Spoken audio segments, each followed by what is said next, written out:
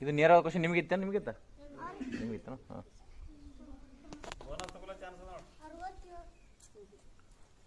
Wrong answer.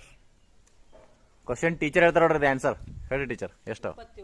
27 ಉಪಗ್ರಹ ಅದಾವ. Uranus ಗ್ರಹಕ್ಕೆ 27 ಉಪಗ್ರಹ ಅದಾವ.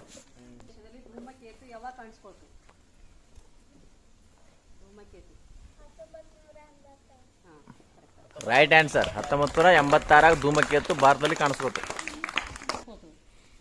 ಧೂಮಕೇತು ಎಷ್ಟು ವರ್ಷಗೊಮ್ಮೆ ಕಾಣಿಸ್ಕೋತದ್ರಿ? ಸರಿಯಾದ ಉತ್ತರ.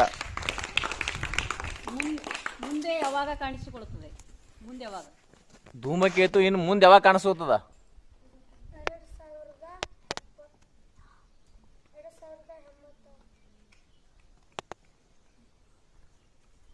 ಕರೆಕ್ಟ್ ರೀ.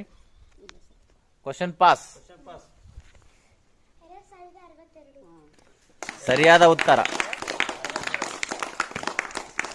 ಪಿತಾಮಹ ಯಾರು? ಗಣಕಯಂತ್ರದ ಪಿತಾಮಹ ಯಾರು? ಈಗ ನೇರದ ಕ್ವಶನ್ ಇವ್ರಿಗಿತ್ತರ. ನನ್ನ ಬಟ್ಟೆಯನ್ನು ಬಳಸುತ್ತಾರೆ, ರೈತರು ನನ್ನನ್ನು ಬೆಳೆಸುತ್ತಾರೆ, ಹಾಗಾದರೆ ನಾನು ಯಾರು?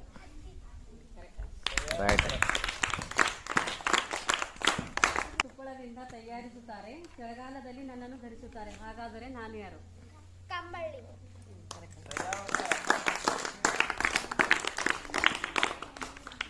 Team number 3. ಗಣಕಯಂತ್ರದ ಪಿತಾಮಹ ಯಾರು?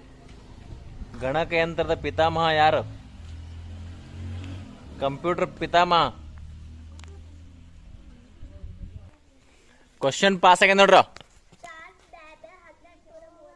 Very good. ಸರಿಯಾದ ಉತ್ತರ. ತಯಾರಿಕೆಗೆ ಬಳಸುವ ಅನಿಲ ಯಾವುದು? ಸಸ್ಯಗಳು ಆಹಾರ ತಯಾರಿಕೆಗೆ ಬಳಸುವ ಅನಿಲ ಯಾವುದು? ಬಳಸುವ ಅನಿಲ.